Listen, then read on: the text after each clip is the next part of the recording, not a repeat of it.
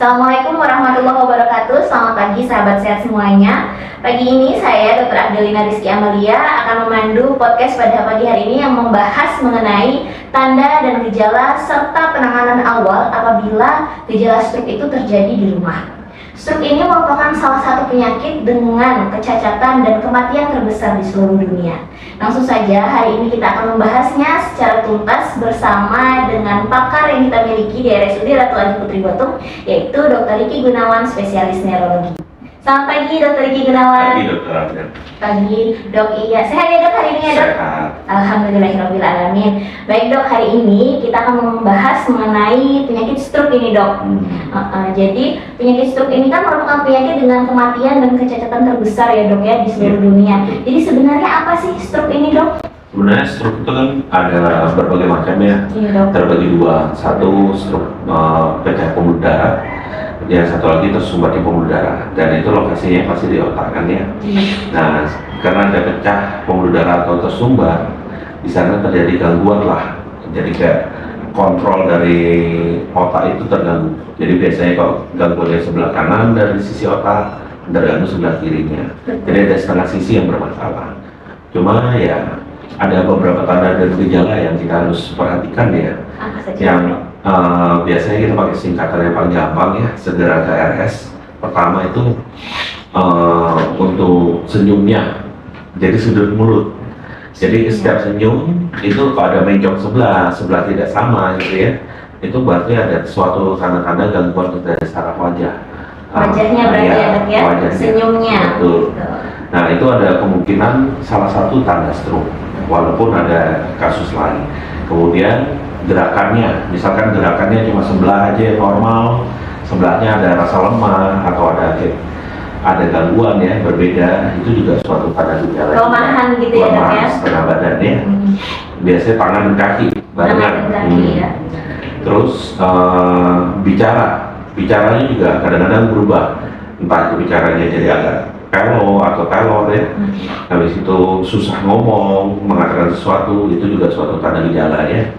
Kemudian untuk kebas, kadang-kadang ada rasa kebasnya biasanya beda sama kebas yang lain. Kebasnya bisa setengah badannya, dari ujung dahi sampai ujung kaki, dari sisi kanan semua, atau kiri semua gitu.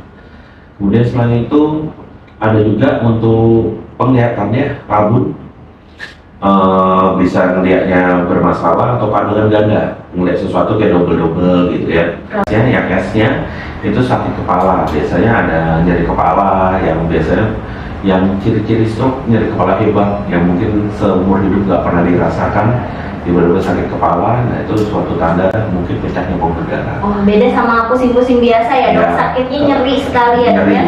Terus kalau pusing bisa, tapi pusingnya biasanya berupa kayak vertigo, berputar, cuma biasanya tidak berat, ringan, yang intensitasnya gitu-gitu aja, tapi nggak sembuh.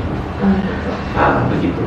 Jadi kalau misalnya ada keluhan yang tadi ya Dok ya, misalnya ada tiba-tiba senyumnya berubah, gerakannya berubah, ada rasa kebas, kemudian ada rasa mati rasa gitu ya Dok ya, ada KRS, jadi dia ada rasa-rasa senyumnya sama sakit kepala ya Dok ya, itu berarti harus segera ke rumah sakit ya Dok. Betul.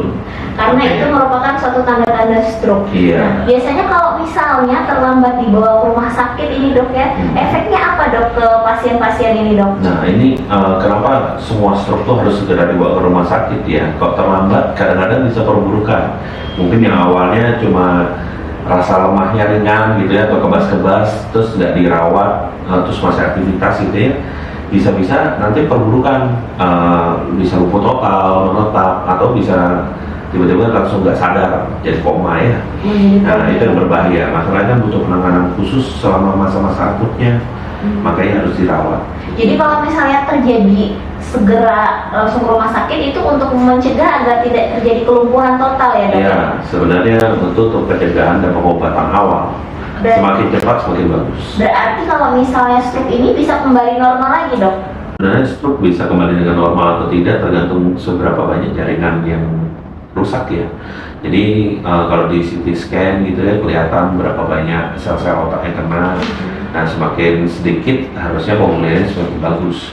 Tapi semakin banyak yang mungkin butuh waktu yang lebih panjang untuk kembali normal atau kembali mendekati. Oh gitu, jadi tergantung dari seberapa besar luas daerah yang terkena sumbatan atau yang terkena pecah pembuluh darahnya itu ya dok ya, baru kita bisa mengetahui bisa kembali dengan normal lagi atau tidak. Tapi sebenarnya bisa dengan normal lagi atau malah bisa dicegah tadi ya dok ya? Iya, lebih baik dicegah. Lebih baik dicegah. Baik dokter, kita sudah sampai nih ya dok ya ke penghujung acara. Kita sudah mengetahui tadi apa sebenarnya stroke itu, bagaimana faktor resikonya. Jadi faktor resikonya itu termasuk usia juga. Sekarang sudah kalau faktor resiko yang tidak bisa diubah sih banyak ya, seperti usia, jenis kelamin kan nggak bisa diubah ya. Betul dok. Jadi ya menjaga kondisi badan aja, mengatur pola hidup, paling begitu. Jadi pola makan yang baik, tapi lebih ke karena ini komplikasi, lebih ke penyakit-penyakit tadi ya dok. Kebanyakan stroke adalah komplikasi dari penyakit lain dulu baru jadi stroke. Jadi yang lebih penting dari pencegahan stroke ini adalah mencegah agar tidak terjadinya penyakit-penyakit tadi ya dok ya, seperti hipertensi, kolesterol, gula darah tinggi, dan juga penyakit jantung. Itu yang harus dicegah dulu dengan pola hidupnya ya dok ya, pola hidup yang baik. Baik dokter, mungkin bisa dijelaskan sedikit dengan sahabat sehat semuanya di rumah dan masyarakat luas tentang penyakit stroke ini dok. Mungkin sepatah dua patah kata yang terakhir sebelum kita menutup podcast kita pada hari ini dok. Oke, sebenarnya penyakit stroke itu kan gangguan pembuluh darah otak ya. Jadi penyebabnya pun banyak, dari berbagai macam penyakit sebelumnya, dari faktor resiko usia, jenis kelamin, hormonal gitu ya. Nah jadi lebih baik sih semuanya itu dihindari. Kalau bisa dijaga lebih bagus, karena kalau sekali kena stroke pemulihannya pun agak berat ya, butuh waktu tergantung seberapa banyak. Penanganan lebih awal itu lebih baik. Baik sahabat sehat semuanya, terima kasih banyak Dr. Riki atas waktunya.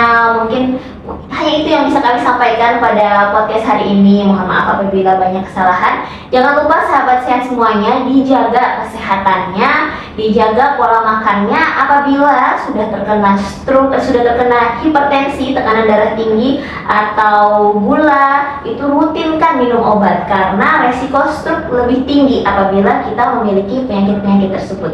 Baik sahabat sehat semuanya, mungkin hanya itu yang bisa kami sampaikan. Terima kasih sudah menonton. Assalamualaikum warahmatullahi wabarakatuh. Terima kasih Dr. Riki.